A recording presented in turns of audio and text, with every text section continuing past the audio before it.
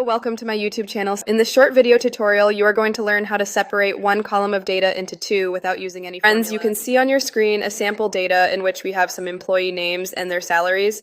We have separated the data here without using any formula, so how will we do it? Let me delete this data.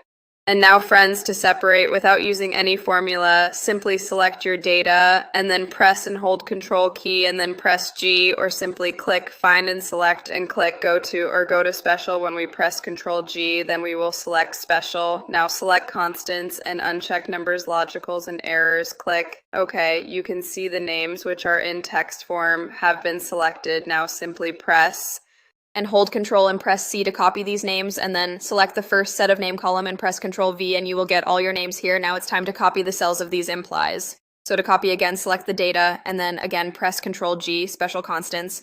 Now uncheck Text, Logicals, and Errors. Click. Okay, now the numbers have been selected. Control C to copy these numbers now. Select the first set of the sales column and press Control V. Now you have all the cells here in a separate column. So friends, I hope you have learned how to separate data from one column into two without using any formula in Microsoft Excel.